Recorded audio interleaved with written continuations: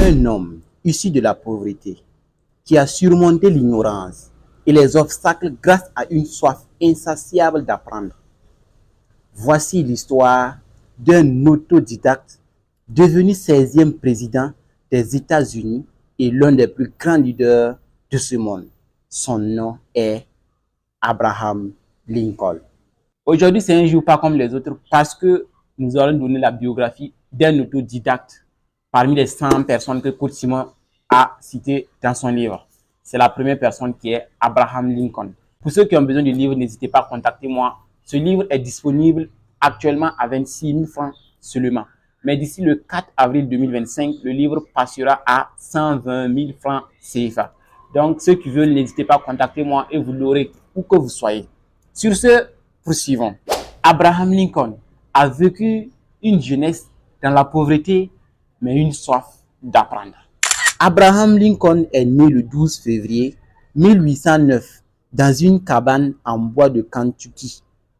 Sa famille vit dans une grande pauvreté et l'accès à l'éducation est quasi inexistant. Pourtant, Lincoln, dès son jeune âge, a une soif insatiable de connaissances. Et déjà à l'âge de 7 ans, il commence à apprendre avec les livres rares qu'il parvient à obtenir. Le gars était déjà passionné. C'est une personne...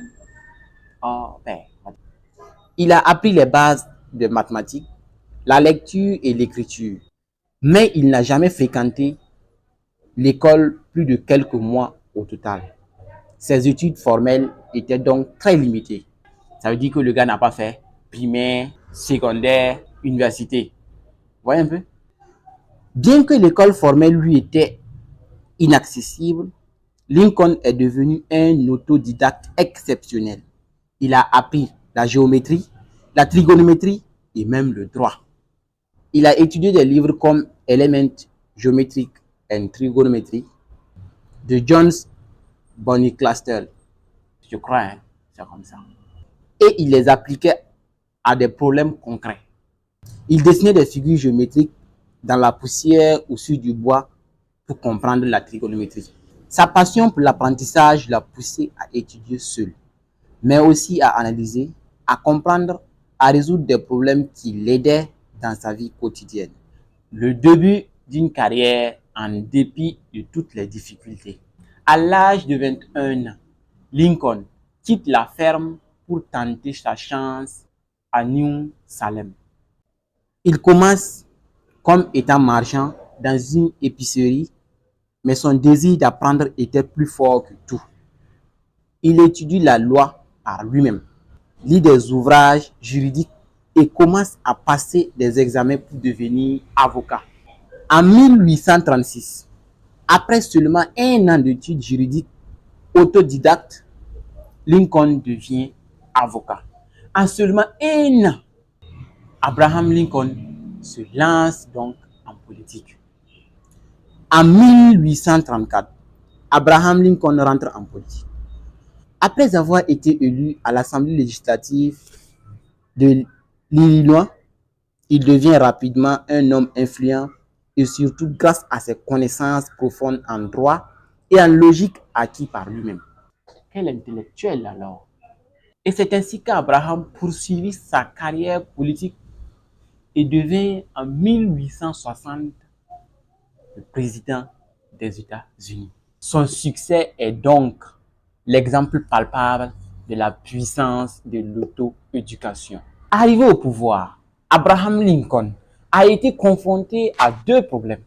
Premièrement, la guerre de sécession et deuxièmement, l'émancipation.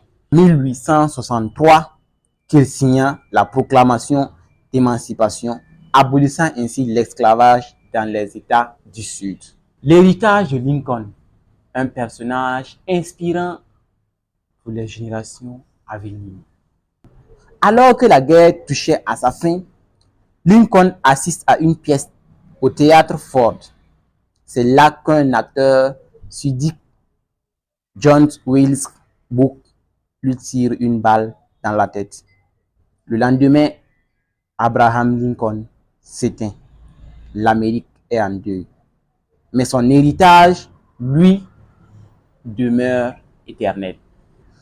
Aujourd'hui encore, Abraham Lincoln est une source d'inspiration. Son courage, sa vision, son combat pour la justice ont façonné l'Amérique ainsi que le monde entier. La meilleure façon de prédire l'avenir, c'est de le créer. Nous allons continuer avec la biographie des autodidactes.